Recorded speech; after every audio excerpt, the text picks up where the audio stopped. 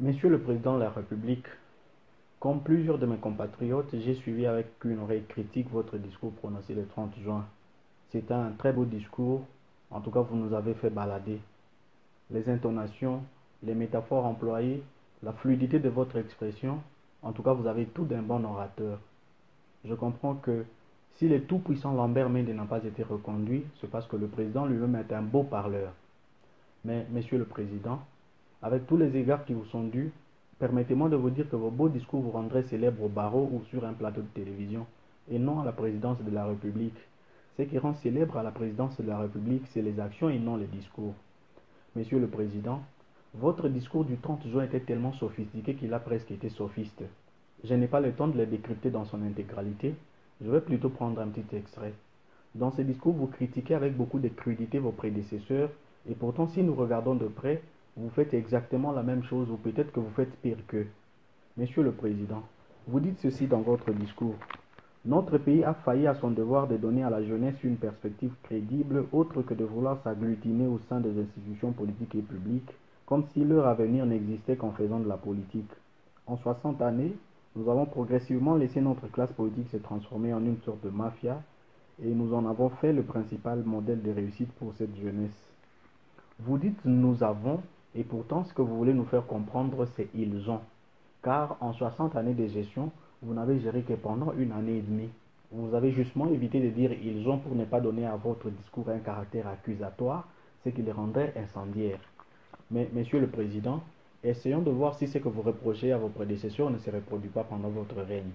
Première accusation, vous accusez vos prédécesseurs d'avoir fait de la politique le principal modèle de réussite pour la jeunesse. Mais, Monsieur le Président, comment pouvez-vous convaincre un jeune Congolais qu'il peut mieux réussir sa vie en faisant autre chose que de la politique lorsque tout le monde sait que votre directeur de cabinet gagne 34 985 288 francs? Son adjoint gagne 32 287 963 francs congolais. Allons plus loin. Un nettoyeur, un cleaner donc, gagne 3 176 380 francs, plus qu'un professeur d'université, plus qu'un magistrat, plus qu'un médecin. Monsieur le Président, nous ne pouvons pas tolérer qu'un président qui émane du peuple nous inflige une telle injustice. C'est impardonnable. Monsieur le Président, si vous ne changez pas les choses avant 2023, nous allons vous infliger le revers que vous méritez et vous irez en retraite prématurée. Monsieur le Président, un photographe de la présidence gagne 3 176 380 francs. Monsieur le Président, ce qui étonne d'ailleurs, c'est qu'avec toutes les fautes d'orthographe que nous voyons dans les documents qui viennent de la présidence, un opérateur de saisie gagne 4 100 934 francs. Monsieur le Président, c'est ça que vous appelez le peuple d'abord. Et d'ailleurs, je vais me référer à un de vos discours pour prouver à mes compatriotes que le slogan « Le peuple d'abord » n'était qu'un appât. Vous avez dit devant le Congrès: je sais que la population dont vous êtes l'émanation attend de vous des frais funéraires, des frais de mariage, Monsieur le Président. Je dénonce cette façon de mépriser le peuple. Et d'ailleurs, vous auriez dû virer celui qui vous a fait dire des choses comme ça. Celui qui a écrit ce discours ne mérite pas d'être dans votre cabinet. Monsieur le Président, je reviens au salaire. Un assistant d'université touche 258 000 francs congolais. Et si nous prenons en compte l'IPR qui va jusqu'à 40 000 francs, donc il n'a que 218 000 francs, ce qui fait exactement 100 dollars avec le taux de change actuel. Monsieur le Président, je vous dis que vous êtes en train d'échouer lamentablement et vous avez intérêt à revoir les salaires de la présidence, les baisser sensiblement avant 2023 et revoir aussi les salaires des autres travailleurs congolais pour qu'ils soient payés à leur juste valeur. Deuxième accusation, vous accusez vos prédécesseurs d'avoir laissé la classe politique se transformer en une sorte de mafia. Mais Monsieur le Président, regardons ce qui se passe aujourd'hui.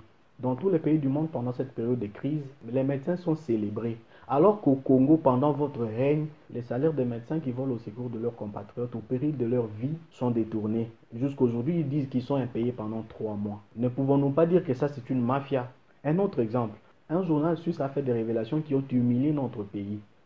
Le journal a dit ceci: la délégation congolaise est venue en limousine avec des montres Rolex, des diamants et des sacs Louis Vuitton et a été incapable d'honorer ses factures d'hôtel. Monsieur le Président, cette délégation dont on parle, c'est la délégation qui vous a accompagné en Suisse. N'est-ce pas une association de malfaiteurs ça? Jusqu'aujourd'hui, nous n'avons pas lu un démenti, ce qui fait que ces allégations sont fondées. J'ai beaucoup d'exemples à donner, mais je me limite là.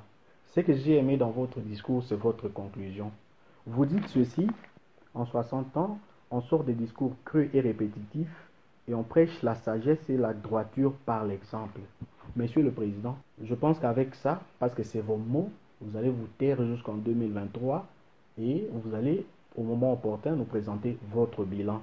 Monsieur le Président, ce n'est pas les discours qui ont fait de Lumumba les seuls héros et contestés de toute la litanie que nous avons aujourd'hui. C'est ce qu'il a fait. Si vous voulez entrer dans l'histoire de ce pays par la grande porte, agissez, prenez en compte les sociales du peuple. Tout ce que vous faites aujourd'hui, l'armée, la justice, c'est des actions qui consolident votre pouvoir. Le peuple n'a rien à gagner dans tout ce que vous faites. Tout ce que nous recherchons, c'est l'amélioration de nos conditions de vie. Monsieur le Président, un quinquennat n'est pas une éternité. Si vous n'agissez pas dans l'urgence, nous allons vous défaire en 2023 et vous envoyer en retraite prématurée. Merci beaucoup, Monsieur le Président.